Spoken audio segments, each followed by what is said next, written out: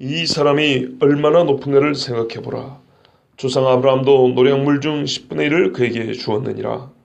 레위의 아들들 가운데 제사장의 직분을 받은 자들은 율법으로 나라 아브라함의 후에서 난자라도 자기 형제인 백성에게서 10분의 1을 취하라는 명령을 받았으나 레위 족보에 들지 아니한 멜기세덱은 아브라함에게서 10분의 1을 취하고 약속을 받은 그를 위하여 복을 빌었나니 노년의 여지없이 낮은 자가 높은 자에게서 축복을 받느니라.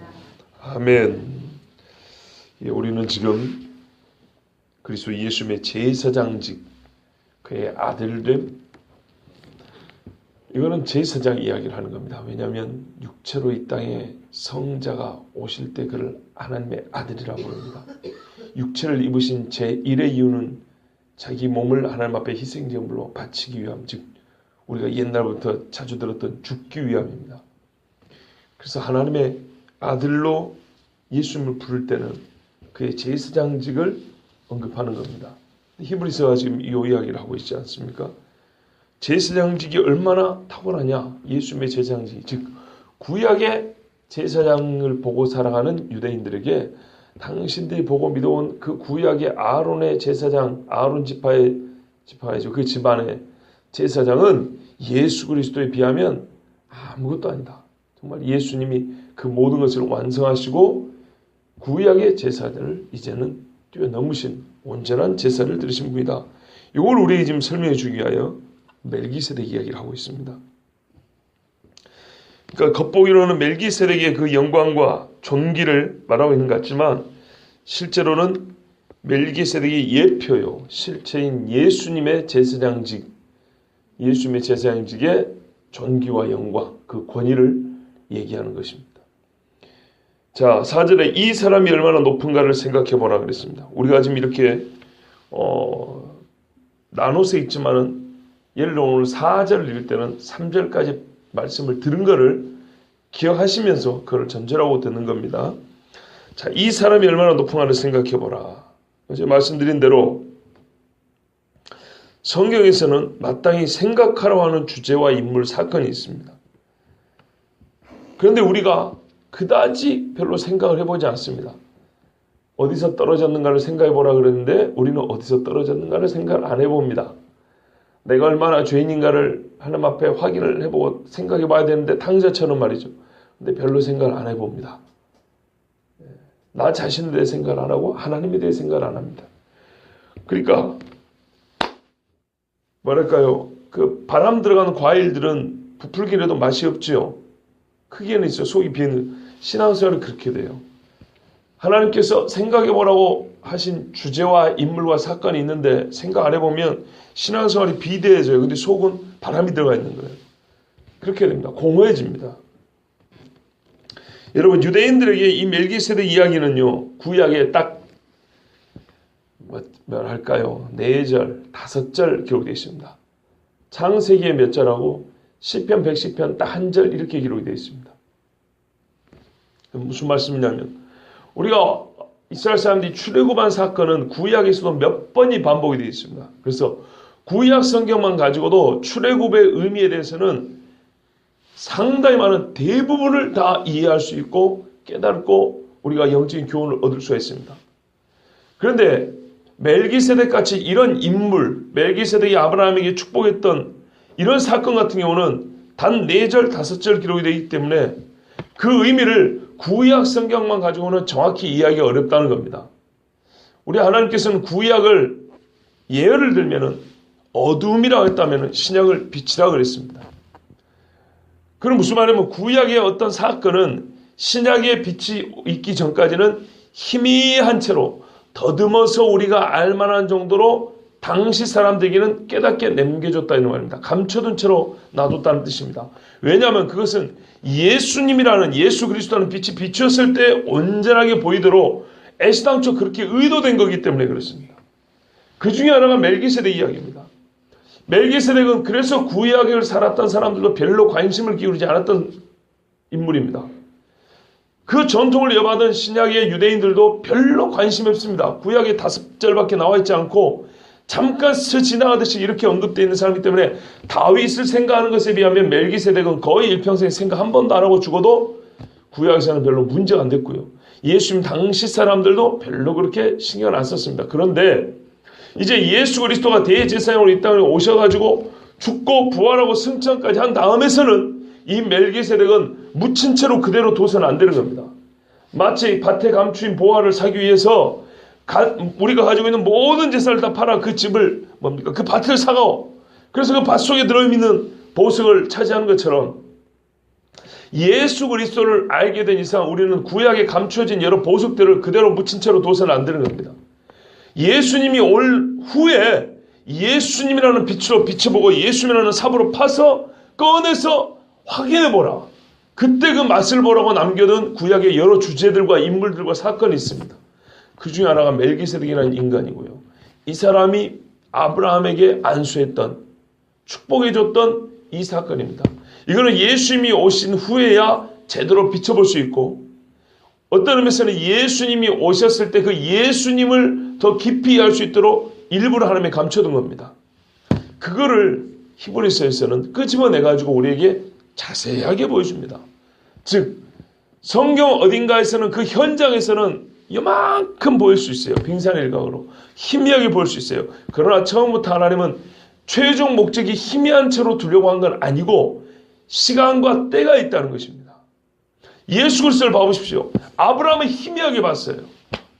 다윗도 희미하게 봤습니다. 그러나 그 희미한 빛을 보고도 즐거워했다 그랬습니다. 노래했어요. 그런데 온전한 빛이 왔어요. 이제 거꾸로 구약의 사람들이 희미하게 내다봤는데 당대 구약의 사람들이 자기가 직접 경험했지만 희미한 사건들이 있어요. 이거는 오늘을 사는 우리가 예수님을 받은 우리가 거꾸로 구약을 비춰볼 때 이야 이게 이렇게 큰 보물이었구나 이렇게 확인할 수 있는 게 있어요. 이게 바로 멜기세덱입니다. 그러면 어떻게 되냐? 상호 안의 빛을 비춰줘서 성경이 훨씬 더 우리에게 자세하게 드러나고 깊이 깨달아지게 되는 겁니다. 그래서 일찍이 예전에 말씀드린 대로 루터는 종교개혁자 루터는 로마서를 가지고 종교개혁을 했다 이렇게 말하지만 본시 루터가 신경을 썼던 말씀 처음으로 신학교가 그 교수로서 학생들에게 가르쳤던 말씀은 시편이었고 이 시편을 이해하기 위해서 찾아본 말씀이 로마서에 있습니다. 그래서 그러는 중에 깨달은 거예요. 왜 시편에 보면 하나님 앞에 선 의인의 그 의의가 자꾸 나오거든요. 하나님의 의의와 하나님을 찾는 사람의 의의가 나와요. 이 의의에 대한 해결이 안 되는 거예요. 그래서 그 답을 로마서를 통해서 깨닫고 배운 겁니다. 믿는 자에게는 하나님이 의로 여기신다 그랬지 않습니까? 이 이야기는 그게 무슨 말이에요? 구약을 사는 사람이 다윗 당시 사람이 이 의에 대해서 알면은 우리만큼 알았겠습니까? 말하자면 예수 그리스도를 만난 우리만큼 알았겠냐고요. 예수님을 못 만난 사람이. 그렇죠? 그러나 우리가 이제 예수님을 알고 시편을 보니까 그 세계가 확 열리는 거죠. 그러면 그 시편을 샀던 사람은 희미한 빛이었지만 장차 오시라는 예수님 없이는 그때 당시에 이 의라는 말을 또한 쓸 수가 없는 겁니다. 그러니까 서로 간에 시편을 가지고 로마서를 읽고 로마서의 빛을 가지고 시편을 읽는 거예요. 이게 바로 이제 루터가 했던 작업이고 그 때문에 저 로마 천주교가 잘못됐구나 이걸 깨닫고 교회가 성경으로 돌아오고 믿음으로 돌아야 된다. 이렇게 외쳤던 겁니다. 자, 이렇게 장황하게 말씀드리냐? 도대체 멜기세덱이 얼마나 대단하고 뭐 그리 중요하냐 이 말이죠. 그렇죠? 오늘 아침에 국을 뭘 끓일까 더 중요하지. 어떤 목사님이 이런 설교를 했어요. 제가 몇 달 전에 봄에 이 전쟁을 보거든 생각하라고 전쟁 이야기를 한 적이 있습니다. 에스겔 38장에 곡이라고 불리는 마곡의 왕입니다. 곡과 마곡의 전쟁이라는 말 들어보셨을 텐데 그건 틀린 말이고요. 마곡이라는 땅에 사는 곡이라는 왕이 세계의 가운데라고 말하는 이스라엘과 전쟁하는 얘기를 합니다. 제가 이제 그 말씀을 전해드렸습니다. 예를 들면 이제 그런 설교를 하면 여러분 우리나라는 전쟁도 없고 그 나라에 전쟁을 하든지 말든지 그게 뭐가 그리 큰 상관이냐 그러지만 매우 큰 상관이 있습니다. 첫째는 영적으로 주님이 오실 날에 징조로서 큰 상관이 있고요. 끼어 있었는 증거고요. 두 번째로 여러분 이스라엘에 전쟁 나면은 우리가 살기가 어떨까요? 편해질까요? 어려워질까요? 어려워집니다. 실제로. 기름값이 많이 오릅니다. 겨울에 춥게 살아야 됩니다. 2배 이상 뜁니다. 만약에 지금 이스라엘에 전쟁이 일어나면요. 2배, 3배 뛰어버립니다. 자동차 못 끌고 다니고요. 진짜 겨울에 춥게 살아야 됩니다. 이건 현실적인 실제로 영향이 있는 겁니다.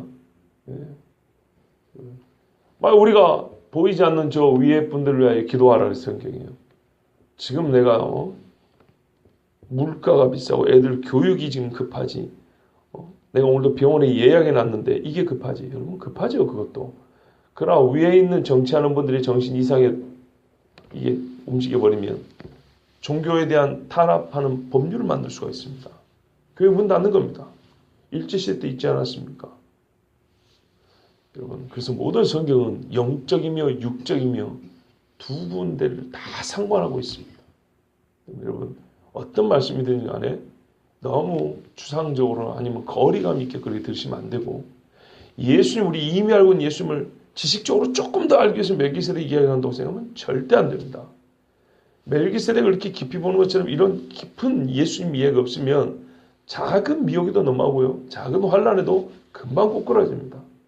우리의 신앙이 이 큰 공사장의 트럭 바퀴처럼 이렇게 크지를 못합니다. 자, 어지간한 파도는 깨고 나가야 되지 않겠습니까?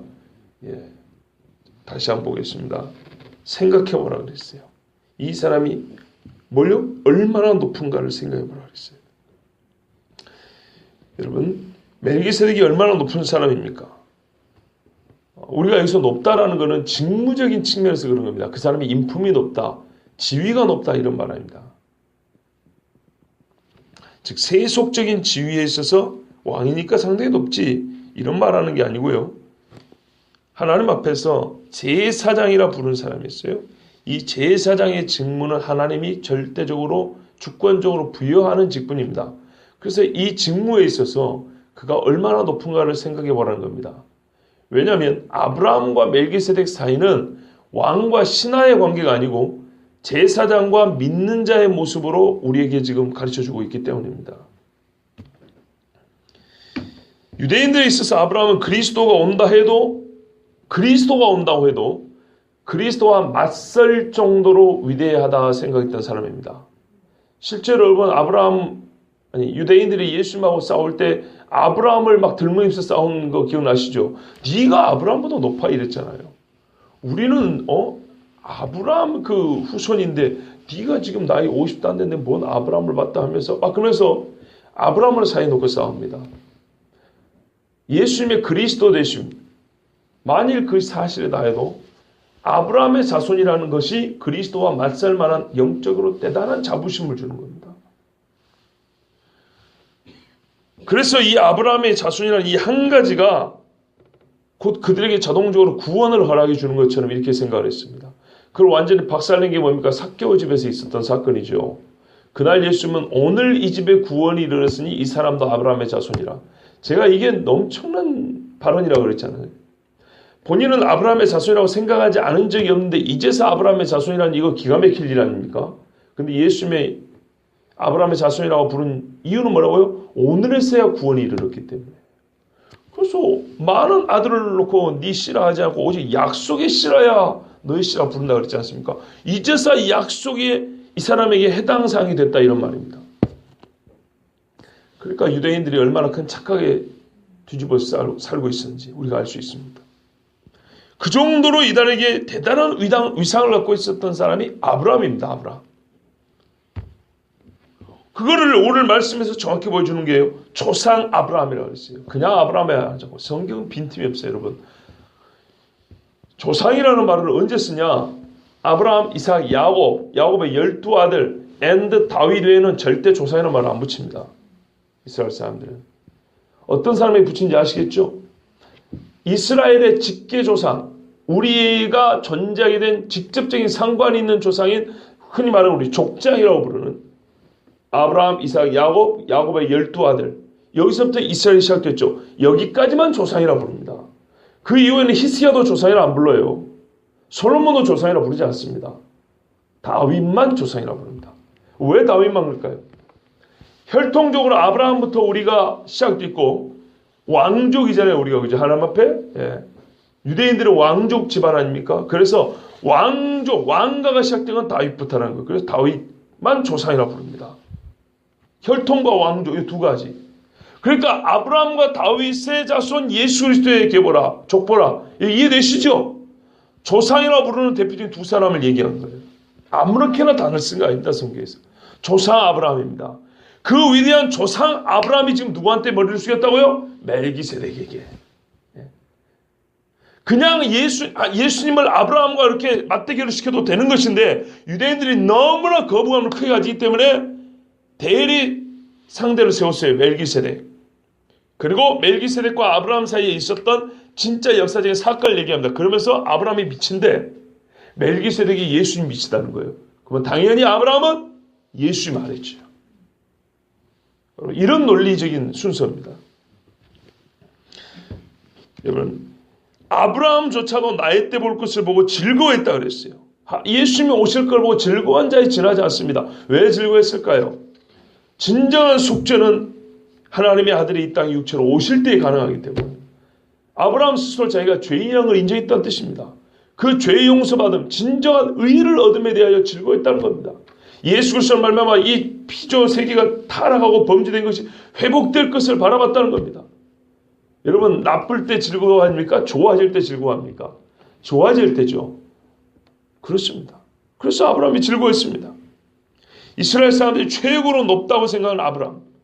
그러나 그 사람이 11조를 바친 자 멜기세덱. 그렇다면 누가 더 높다는 얘기입니까? 멜기세덱이 더 높다는 겁니다. 유대인들이 생각을 하지 않아서 이 귀한 진리의 계시를 놓쳤던 거예요. 생각을 하지 않았어. 그래서 생각해 보라는 겁니다. 그 뭐죠? 깨달아 알게 되죠. 여러분, 성경에는 이 아는 것에 대하여 참 많이 말씀합니다. 고린도후서 5장, 고린도후서 10장인가 보면은 그러죠. 하나님 아는 것을 대적하여 높아진 것들이라고 했어요. 예. 하나님을 아는 지식이 오는데 이거를 막는 방파제 같은 대적하는 자의 그런 진이 있어요. 이거를 파하면 하나님을 더 많이 알게 되고 그 다음에는 어떻게 되냐면 우리의 생각이 그리스도 예수께 붙잡힌 바가 된다고 그랬어요. 이게 왜 안 됩니까? 하나님 아는 것을 막는 것을 내버려 둡니다. 하나님만이 신경 안 씁니다. 골로새서에도 그랬죠. 1장에. 뭐라 했습니까? 너희 아는 것, 그리스도를 아는 지식에서 자라가라 그랬어요. 그리스도의 장사 분량이 이리까지 자라가라고. 말하자면 그리스도 예수님께서 의로우신 것처럼 우리가 의로워야 되겠죠? 성자께서 성부를 아는 것처럼 우리가 하나님의 아들이었다면 성부 하나님을 알기를 힘써야 되는 것이죠. 여기서 안다는 것은 성부의 속성, 본성만이 뿐만 아니라 그 내면, 성부의 속을 알고자 하는 것만 얘기하는 게 아니에요. 성부께서 하신 일, 하신 말씀, 이 세상을 섭리하시는 그 섭리, 계획들, 이것들을 아들로서, 자녀로서 알 만큼 우리가 부지런해야 된다는 뜻입니다. 그러면 어떻게 됩니까? 아버지와의 관계도 가까워지고 견고해집니다. 아버지 하신 일에 대해 의심하지 않습니다. 그 신실하심, 그걸 더 확실히 붙들게 됩니다. 여러분, 예수님도 이 땅에 계셨을 때 그가 신성으로 계셨지만 인성을 가지고 계시기 때문에 하나님의 말씀을 배웠고 들었고 지혜가 분명히 자랐다 그랬습니다. 전지는 더할 지혜가 없다는 뜻입니다. 더할 지식이 없다는 것입니다. 그러나 육체로 오신 예수님은 분명히 지혜와 키가 함께 자랐다 그랬습니다. 배웠다는 얘기입니다, 여러분. 그래서 중요합니다. 아버지 알기를 배운 겁니다, 예수님이. 자, 멜기세덱에 관하여 우리가 그래서 이 시간도 듣습니다.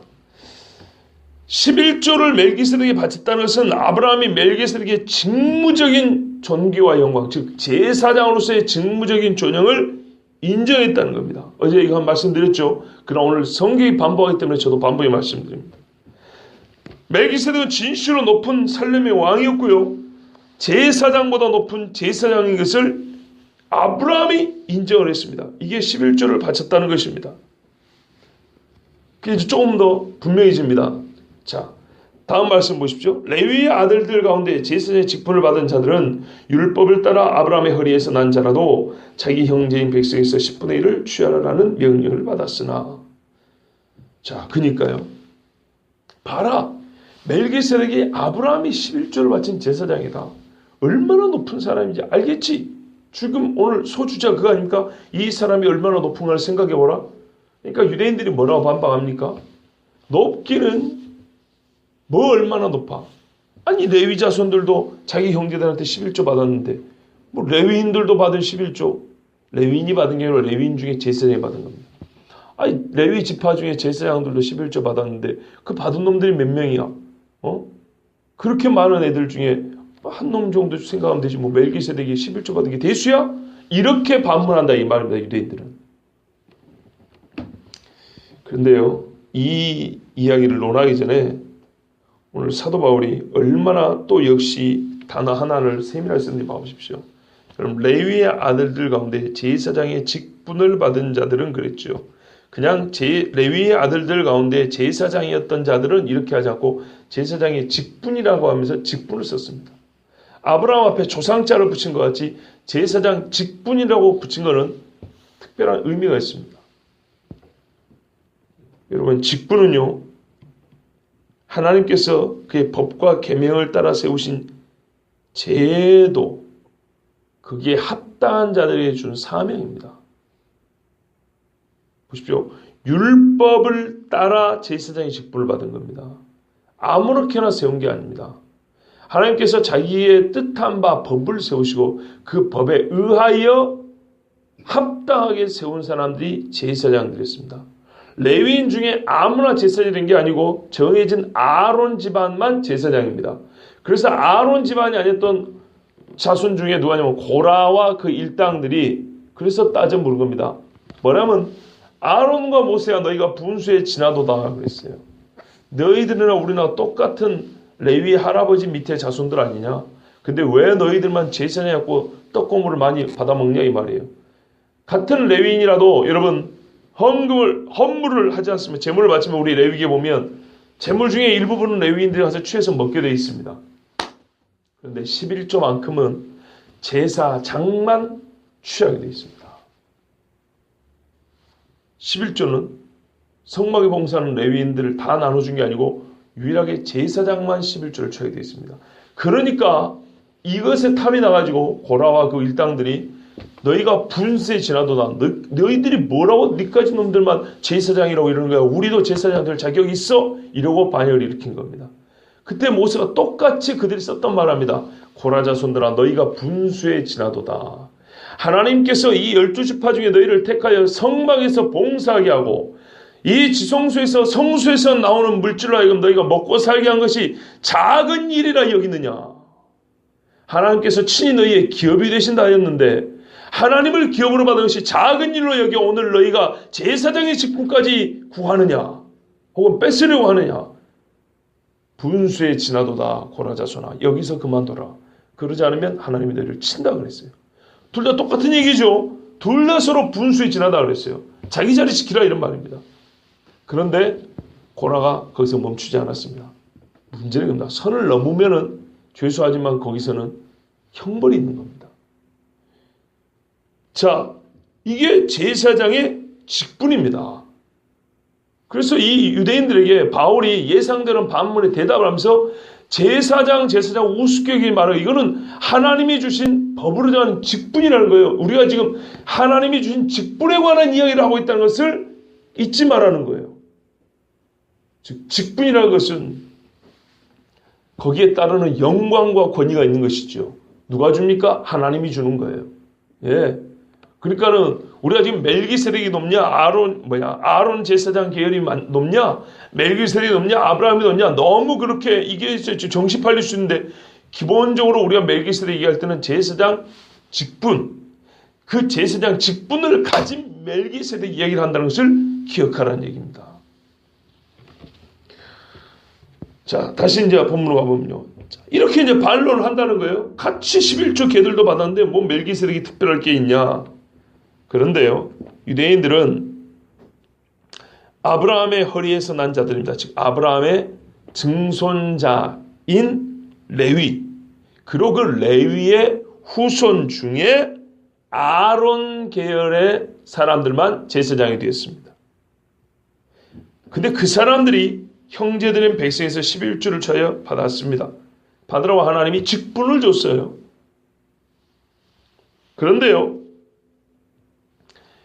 멜기세덱은 레위의 족보에 들지 않았습니다. 이게 근본적인 차이입니다. 저를 봐보십시오, 여러분. 유대인들이 아니 레위인들 중에 제사장이 그 11조 받지 않았냐, 멜기세덱이 아브라함이 11조 받은 게 뭐 그리 대단하냐 하는데 이 차이를 말해주는 거예요. 보십시오. 제사장은 어떻게 된 사람들이 하면 아브라함이 있고요, 아브라함의 한참 손자 중에 레위가 있습니다. 그죠? 아브라함 밑에 이삭, 이삭 밑에 야곱입니다. 야곱이 손자죠. 야곱의 아들 중에 레위가 있기 때문에 아브라함 보면 증손자입니다. 레위가 증손자. 그 레위 밑에 아론이 있어요. 그 아론의 제사 계열만 제사에 대해서 11조를 받은 겁니다. 자, 그런데 레위의 할아버지의 할아버지 정도 되는 아브라함이, 레위가 태어나기도 전에 그들이 아브라함의 몸속에 있을 때 태어나자 허리에 있다 그럽니다. 공로 연대적인 그런 성격입니다. 그러니까는 그 레위의 씨가 아브라함 몸에 있었다 이런 말이에요. 그러니까는 형제들에게 제물을 11조를 받은 레위조차도 아브라함 몸에서 자기 할아버지의 할아버지인 아브라함이 멜기세덱에게 11조를 바칠 때 그도 바친 것이 아니냐 이런 말이에요. 그게 6절 말씀 봐보십시오. 레위 족보에 들지 아니한 멜기세덱은 아브라함에서 10분의 1을 취하고 약속을 받은 그를 위하여 복을 빌었나니. 자, 멜기세덱은 레위 족보에 들지 않습니다. 다시 말해서 율법을 따라 11조를 받은 자가 아닙니다. 레위인 중에 제사장은 율법을 따라 11조를 분명히 받았다야 되는데 멜기세덱은 율법이 있기 전입니다. 율법보다 상위의 어떤 권위, 직분에 의해서 아브라함에서 11조를 받았다는 얘기입니다. 또 자기 형제가 아니라 그 형제들의 조상인 아브라함에서 11조를 받은 겁니다.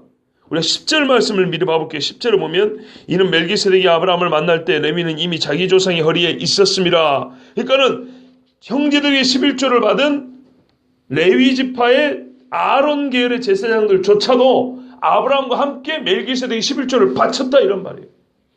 어떻게 비교가 되겠냐 이런 말이죠. 형제들에서 11조를 받은 아론 계열의 제사장 그들조차도 아브라함과 함께 멜기세덱에게 11조를 바친 셈인데 감히 이 제사장하고 저 제사장하고 어떻게 게임이 되냐 이 말이에요. 그러니 이 멜기세덱이 얼마나 높은가 생각해 보십시오. 약속을 받은 그를 위하여 복을 빌었는, 역시 하나님의 말씀은 빈틈이 없어요. 어제도 말씀드렸지만 아브라함은 자기 자신이 하나님께서 네가 복이라 인정을 받은 사람이에요. 너의 후손이 대적의 성문을 차지한다는 이 엄청난 약속을 받은 사람이에요. 그런데 자기가 복의 근원인데 왜 축복을 받냐고요? 왜? 자기가 복을 빌어줘야지. 그렇죠. 그런데 여기에 대해서 아브라함은 아무런 거리낌이 없었다 그랬습니다. 오늘 성경 말씀 그걸 다시 확증해 줍니다. 약속을 받은 그 하나님 앞에 직접 약속의 상대였던 아브라함이 멜기세덱에게서 11조를 바치고 안수를 받았다면, 축복을 받았다면 두말할 필요 없이 멜기세덱이 아브라함보다 높다는 말이지 않겠습니까? 여기까지 말씀을 정리하면 이렇게 정리가 됩니다. 여러분, 아브라함은 그리스도 예수의 모형이 아닙니다. 예표가 아닙니다. 아브라함은 믿는 자의 본이라고 했고요. 믿는 자의 조상이라고 했습니다. 즉 성도인 우리의 조상이요 우리의 모범입니다. 멜기세덱이 예표하는 것은 제사장을 예표하는 겁니다. 그죠? 예수 그리스도의 제사장직을 예표하는 겁니다. 그럼 봐보십시오. 멜기세덱이 제사장을 예표하고 아브라함이 믿는 자를 예표합니다. 믿는 자. 그러면 누가 누구보다 높습니까? 멜기세덱이 아브라함보다 높죠. 왜요? 믿는 자, 우리의 재상이 예수 그리스도를 섬기고 믿는 것처럼 서열을 따지자면 그렇게 된다는 것입니다. 논란의 여지 없이 낮은 자가 높은 자에서 축복을 받느니라. 아멘. 본문 그대로 받으면 돼요. 논란의 여지가 없어요. 이거는 따질 이유가 없어요. 높은 자가 낮은 자에게 축복을 합니다. 여러분, 칼빈도 그랬어요. 축복은 본시 어떤 공적인 존귀를 부여받은 사람이 개인적인 관계에서나 사역적인 관계에서나 자기 수하에 있는 사람들을 하나님께 첨거해 주는 것과 같다 그랬어요. 하나님, 제가 보니까 이 사람이 이런 인간입니다. 저는 이 사람이 이렇게 귀하고 봅니다. 하나님도 똑같이 그렇게 봐달라는 거예요. 그렇게 보셨기 때문에 그에게 복을 주는 거죠. 여러분, 우리의 신뢰를 들면은 아버지가 아들을 안수하고 축복하지, 아들이 세상에서 지위가 아무리 높아도 아들이 대통령이고 내가 일반 백성이라 하더라도 아들에게 축복을 받는 건 아닙니다. 그렇죠? 아버지로서 아들을 축복하는 겁니다. 제사장이 하나님의 백성들을 축복하는 겁니다. 여러분, 민수기 6장에 보면 22절부터 27절까지 대제사장의 축복 기도가 나와 있습니다. 꼭 한번 읽어보십시오. 오늘 어떤 목사님들은 축도 대신 그 축복 기도를 하기도 합니다. 그게 이제 구약식의 축도입니다. 그런데 하나님 뭐라 하냐면 아론에게 네가 그렇게 축도해라, 축복해라. 그러면 나는 마치 내가 말한 것처럼 그대로 이루어주겠다 그랬어요. 이게 제사장의 축복입니다. 아시겠죠? 하나님께서 제사장에게 정권을 위임하고 제사장의 입에서 나가는 대로 내가 한 말인 것처럼 내가 그대로 복을 주겠다 그랬어요. 이게 아론에게 주신 복입니다. 권한입니다. 그 멜기세덱이 받은 권한은 얼마나 크겠냐는 거예요. 그가 아브라함을 축복했다는 거예요. 아브라함을. 그리고 아브라함은 그걸 당연하다고 생각하고 자기가 복의 근원이면서 머리를 숙였다는 겁니다. 자, 좀 지나간 이야기인데요. 여러분, 또 중요한 교훈이 있어서 하나 말씀드립니다. 그거 뭐냐면 아까 11조 이야기했죠. 11조. 이 제사장 직분과 관해서 11조 참 중요합니다. 제가 헌금 강요하는 설교 안 하는 목사인 걸 여러분 다 아실 줄 압니다. 제가 또 11조이니까는 괜히 헌금을 또 하라고 그런가 보다. 그건 아니에요. 저는 헌금을 강요하는 목사 아니고 헌금을 설교하는 목사일 뿐입니다. 성경에 기록이 되어 있으니까. 이 차이를 아시죠? 구분할 수 있을 거라고 생각합니다. 현대인은 11조를 생각할 때요. 저도 그런 이야기 들었는데 농경사회를 배경으로 한 헌금 제도이기 때문에 폐지되어야 한다. 농경사회를 배경으로 한 종교적인 하나의 관습이다. 폐지해야 된다. 폐지해야 될 헌금 종류 중에 하나다. 이렇게 얘기합니다. 그런 사람 있어요. 제가 대학교 때 들었으니까 벌써 옛날 이야기입니다. 근데 그렇지 않습니다. 왜냐하면 11조는 농경자의 산물이 아니고 토지 소산의 10분의 1이라고 그랬습니다. 여러분, 양치기들도 11조 바칩니다. 과수 농작물을 거둔 다음에 하나님 앞에 11조를 바치기도 합니다. 곡식만 아니라 그렇게 되어 있습니다. 박하와 회양과 근처의 11조, 채소들도 11조를 바칩니다. 하나님 앞에 뭐든지 소득의 11조입니다. 소득의, 신학기는 그렇게 되어 있어요. 너희 소득의 11조입니다. 그리고 여러분, 오늘 본문을 봐보세요. 지금 아브라함이 농사 지은 거 가지고 11조 바쳤습니까? 아니죠. 전쟁이 갖고 노량물입니다. 전리품입니다. 여러분, 이스라엘 사람들이 율법을 받기 전부터 자원하여 11조를 드리는 사람들이 있었습니다. 그럼 여기서 자원했다는 말은 아무 법이 없었다는 거냐? 아닙니다. 하나님의 뜻을 알았다는 겁니다. 우리가 말하는 율법이라는 이 법률이 있기 전에 하나님께서는 하나님의 사람들에게 할례에 대하여 가르쳐 주신 것처럼, 안식일에 대하여 가르쳐 주신 것처럼 10분의 1이 어떤 의미를 갖고 있는지도 이미 가르쳐 줬기 때문에 아브라함은 그걸 아는 대로 자연스럽게 아는 것을 바쳐야 될 사람에게 바친 겁니다. 여러분, 율법이 있기 전에 있었던 게 11조고요. 토지 소산물, 농작물의 10분의 1이 아니고 전리품의 10분의 1도 바치는 겁니다. 자원하는 마음으로. 남한테 전제하고 뺏어온 것도 10분의 1을 바치는데요. 그럼 11조의 의미에 대해서 알 수가 있겠죠. 그리고 11조는 누가 누구에게 바친다고요? 신자가 제사장에 바치는 겁니다. 이 율법을 눈을 뜨고 잘 봐보세요. 11조는요, 왕에게 바치는 것이 아니고요, 선지자에게 바치는 게 아니고요, 제사장에게 바치는 겁니다. 11조는 다윗에게 바친 게 아니고, 다윗이 아무리 성군이어도 다윗에게 드린 것은 세금이고, 11조는 세금이 아닙니다.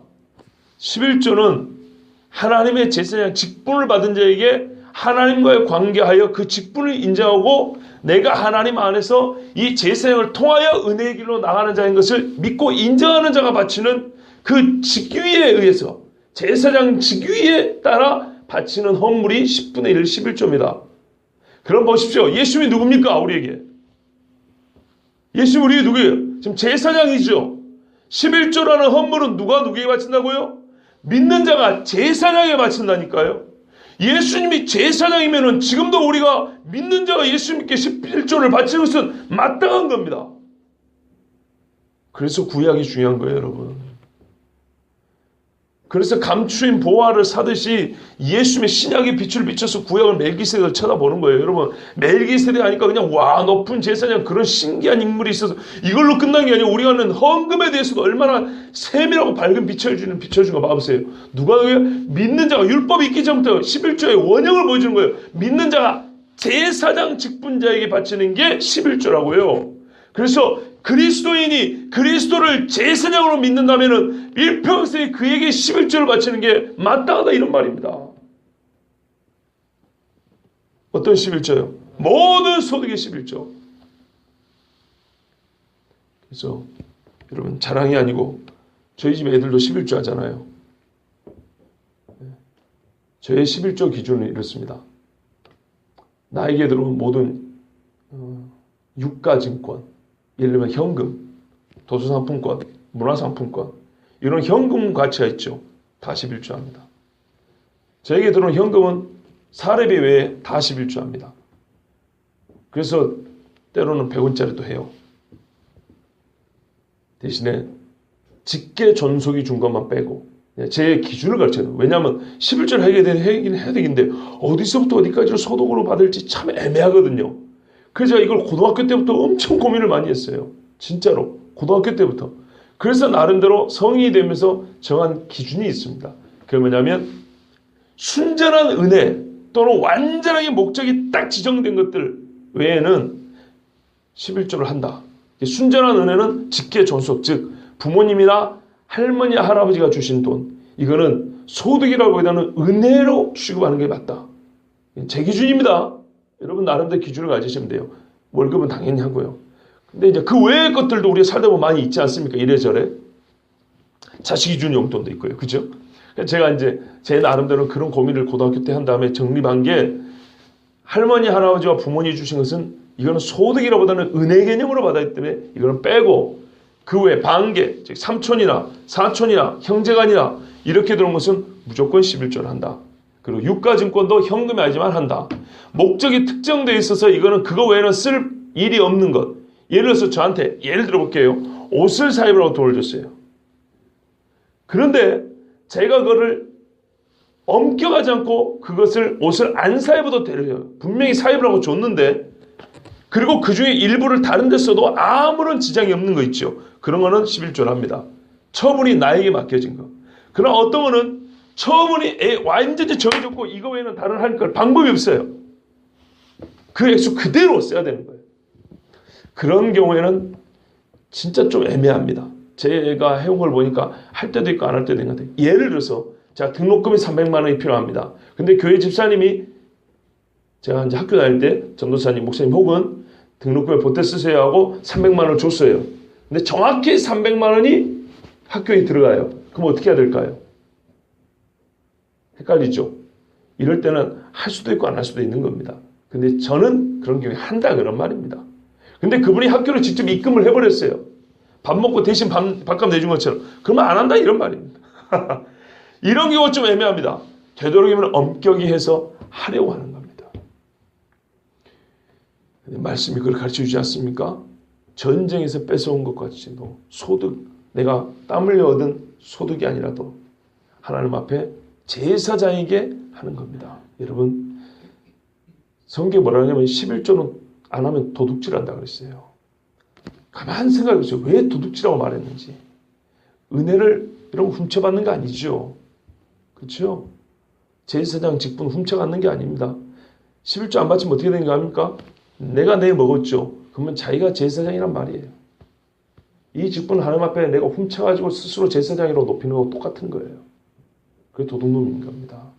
고라 자손이 제사장하고 가까운 레위 자손이었음에도 불구하고 하나님 앞에 그걸 허락을 못 받고 죽임을 당했는데 하나님 앞에 제사장이 드려야 될 거 안 드리고 지가 받아 먹었다.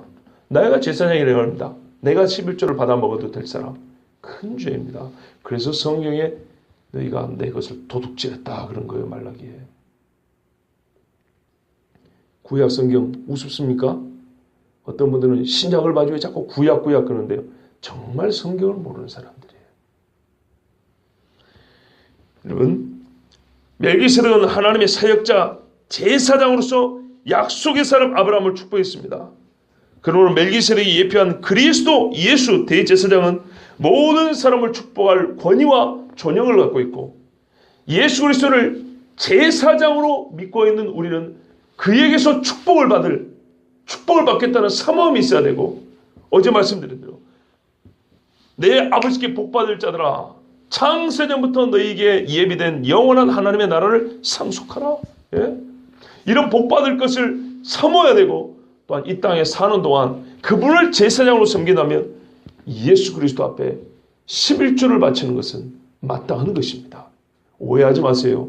저는 예전부터 목사들이 제사장으로 말한 적이 한 번도 없고 그와 같은 비성경적인 가르침이 없다고 그랬습니다.